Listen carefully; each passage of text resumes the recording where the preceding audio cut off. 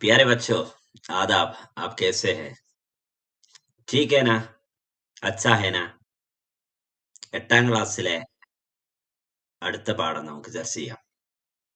നമ്മളിപ്പോ ചർച്ച ചെയ്യുന്ന പാഠഭാഗങ്ങളൊക്കെ അല്പം പിറകിലാണെന്നറിയാം. എന്നാൽ പോലും നമുക്ക് പിന്നീട് റിവിഷൻ ആവശ്യങ്ങൾക്കൊക്കെ ഇത് യൂസ് ചെയ്യാം.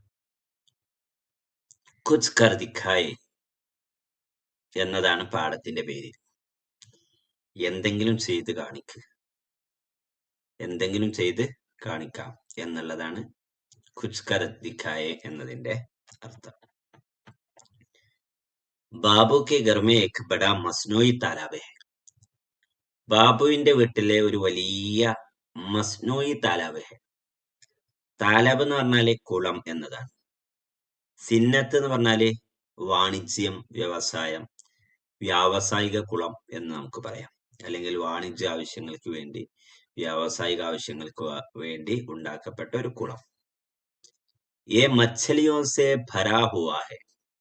ആ കുളത്തിൽ നിറയെ എന്നിട്ട് മച്ഛലികളുണ്ട്, മീനുണ്ട്. आसपास के लोग मछली खरीदने के लिए हमेशा वहां जाया करते हैं. പരിസരത്തുള്ള ആളുകളൊക്കെ മച്ചിലി വാങ്ങാൻ വേണ്ടിയിട്ട് ബാബുവിന്റെ വീട്ടിലുള്ള ആ കുളത്തിലേക്ക്, അവിടേക്കാണ് വരാറുള്ളത്. ബാബു കെ ദോസ്ത് ഫർഹാൻ കോ ഭി മച്ഛലിയാം പാൽനെ കാ ബഹുത് ഷൗഖ് ഹുവ.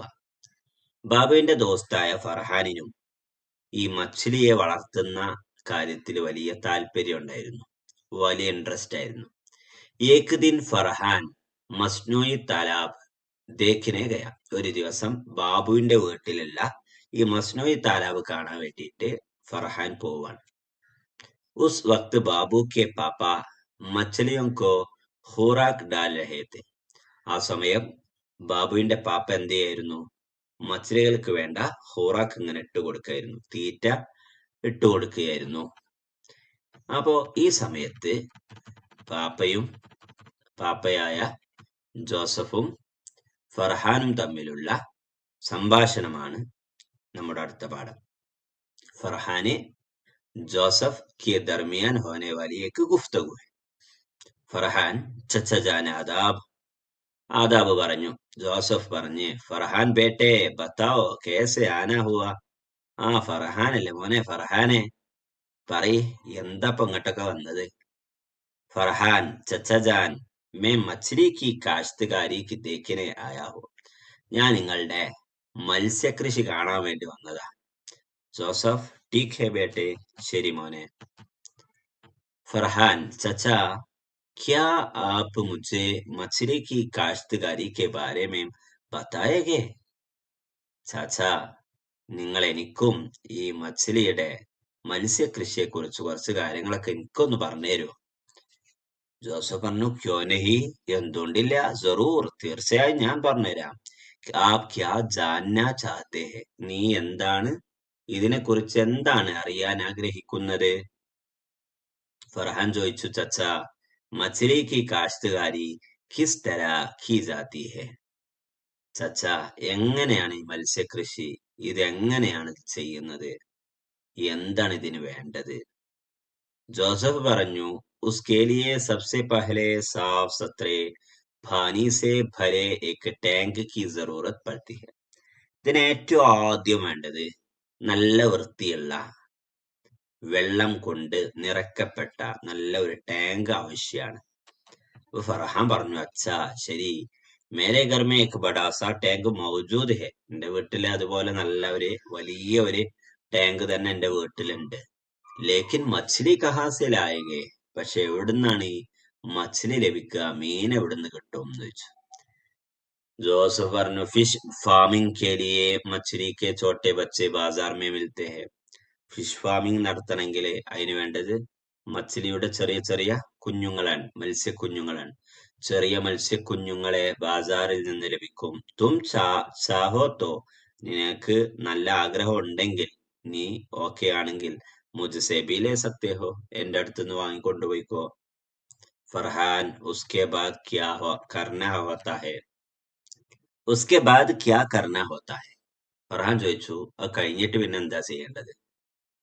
ജോസഫ് പറഞ്ഞു മछलियों को पानी में डालने के बाद മछലികളെ വെള്ളത്തിലിട്ടതിന് ശേഷം ഉൻകി ഖുറാഖ് पर खास तवज्जो देनी होती है അതിന് വേണ്ട പോലെ തീറ്റ കൊടുക്കുന്ന കാര്യത്തിൽ നല്ല ശ്രദ്ധ വേണം. फरहान चचा जान कितने दिन के बाद ये फरोख्त के लायक होती है हो जाती है എത്ര ദിവസത്തിന് ശേഷമാണ് ഇത് വിൽക്കാൻ അനുയോജ്യമായ തരത്തിലാകുന്നത്, എത്ര ദിവസം കഴിഞ്ഞിട്ടാണ് ചോദിച്ചു. ജോസഫ് പറഞ്ഞു തക്രീബൻ 6 മഹീനെ തെക്ക്, ഒരു 6 അല്ലെങ്കിൽ ഒരു 8 മാസം, 6 മുതൽ 8 മാസം വരെയാണ് ഏകദേശം ഇന്തിസാർ കർണ ഹോക, ഏകദേശം ഒരു 6-8 മാസം നമ്മള് കാത്തിരിക്കേണ്ടതായിട്ട് വരും. ഫർഹാൻ പറഞ്ഞു ടീക് ഹേ ഹം ഉസ്കി മാർക്കറ്റിംഗ് കൈസെ കരെങ്കെ, ഇതെങ്ങനെയാണ് നമ്മൾ വിൽക്കുക, എങ്ങനെയാണ് ഇത് കച്ചവടം ചെയ്യൽ, എങ്ങനെയാണ് ഇതിന്റെ മാർക്കറ്റിംഗ് എങ്ങനെയാണ് ചോദിച്ചു. आप उन्हें अपने पास के पड़ोस के घरों और मछली बाजारों में बेच सकते हैं. നീ നിന്റെ പരിസരത്തുള്ള വീടുകളിൽ ഒക്കെ കൊണ്ടുപോയിട്ട് മച്ചിലി വിൽക്കാം, അല്ലെങ്കിൽ മച്ചിലി ബാസാറിൽ മത്സ്യ മാർക്കറ്റിൽ കൊണ്ടുപോയിട്ട് നിനക്കിത് വിൽക്കാൻ കഴിയുമല്ലോ. उसके अलावा सोशल मीडिया की मदद भी ली जा सकती है. അതും അല്ലെങ്കിൽ അത് കൂടാതെ തന്നെ സോഷ്യൽ മീഡിയകളിൽ ഇതിന്റെ പരസ്യം കൊടുത്താൽ മതി. അപ്പോ ആ രീതിയിലും കച്ചവടമൊക്കെ മാർക്കറ്റിംഗ് ഒക്കെ നടത്തും. ഫർഹാൻ ചോദിച്ചു ചച്ച ഏക് ഓർ സവാൽ ഹെ, ഒരു ചോദ്യം കൂടി ഉണ്ട്. ജോസഫ് പറഞ്ഞു ജി പൂച്ചോ ബേട്ട പൂച്ചോ, ആ ചോദിച്ചോ മോനെ, ഈ ചോദിച്ചോ. ഫർഹാൻ പറഞ്ഞു ഉസ് കാശ്ത്കാരി മേ ക്യാ ക്യാ മുഷ്കിലാത്ത് ആ സക്തി ഹെ, ഈ മത്സ്യകൃഷി ചെയ്യുകയാണെങ്കിൽ ഇതിൽ എന്തെല്ലാം ബുദ്ധിമുട്ടുകളാണ്, പ്രയാസങ്ങളാണ് ഉണ്ടാവാൻ സാധ്യത ഉള്ളത് ചോദിച്ചു. അപ്പൊ ജോസഫ് പറഞ്ഞു വാഹ് ബഹുത് അച്ഛാ സവാൽ കിയ, ഇപ്പൊ ചോദിച്ച ചോദ്യം ഒരു നല്ല അടിപൊളി ചോദ്യ, നല്ല ചോദ്യാണ്. മോസം കി തബ്ദീലി, കാലാവസ്ഥാ വ്യതിയാനം, കാലാവസ്ഥയിൽ വരുന്ന മാറ്റങ്ങൾ, ഓർ പാനി കാ മായ, വെള്ളത്തിന്റെ ക്വാളിറ്റി, വെള്ളത്തിന്റെ അതിലുള്ള വെള്ളത്തിന്റെ ക്വാളിറ്റി, മച്ഛലിയോं की सेहत पर असर डालते हैं, അതെല്ലാം മത്സ്യങ്ങളുടെ ആരോഗ്യകാര്യത്തില് ഏറെ സ്വാധീനിക്കുന്ന ഘടകങ്ങളാണ്. മൗസം കി തബ്ദീലി, കാലാവസ്ഥ മാറ്റം, അതുപോലെ പാനിക്ക മായ, വെള്ളത്തിന്റെ ഒരു ക്വാളിറ്റി, വെള്ളത്തിന്റെ ക്വാളിറ്റി. ഉൻ മുഷ്കിലാത് കോ ദൂർ കർനെ കെ തരീഖെ സീഖ് ലേനാ ചാഹിയെ, ആ ബുദ്ധിമുട്ടുകളെ ദൂരീകരിക്കാൻ, ആ പ്രയാസങ്ങളെ ഇല്ലാതാക്കാനുള്ള വഴികളൊക്കെ നമ്മൾ പഠിച്ചിരിക്കണം. ഫർഹാൻ വാഹ് ബഹുത് ഹൂബ് അച്ഛാജാൻ, വളരെ നല്ല ആൻസർ ആണ് ചച്ചാജാൻ. മേ ആപ്കി ബാത്തോം പർ അമൽ കരുക, നിങ്ങൾ പറഞ്ഞ പോലെ ഞാൻ ചെയ്തോളാം. ജോസഫ് പറഞ്ഞു ഷാബാഷ് ബേട്ടെ, അഭിനന്ദനങ്ങൾ മോനെ. ക്യാ ആപ്കോ മാലൂം ഹെ കെ മച്ഛലി കി കാശ്തകാരി കെ ലിയെ പഞ്ചായത്ത് സെ മാലി ഇംദാദ് ഭി മിൽത്തി ഹെ, നിനക്കറിയോ ഈ മത്സ്യ കൃഷി ചെയ്യാൻ പഞ്ചായത്തിൽ നിന്ന് സാമ്പത്തിക സഹായം ലഭിക്കുന്നുണ്ട് എന്ന കാര്യം നിനക്കറിയോ ചോദിച്ചു. ഫർഹാൻ അരേ വാ, അങ്ങനെയുണ്ടോ, मैं तो आज ही पंचायत के दफ्तर जाकर मालूमात हासिल करूंगा. ആഹാ അങ്ങനുണ്ടോ, എന്നാ ഞാൻ ഇന്ന് തന്നെ പഞ്ചായത്ത് ഓഫീസിൽ പോയി എന്ത് ചെയ്യും, അതിനുള്ള വിവരങ്ങൾ, അറിവുകൾ കരസ്ഥമാക്കും എന്നതാണ് പാഠഭാഗം.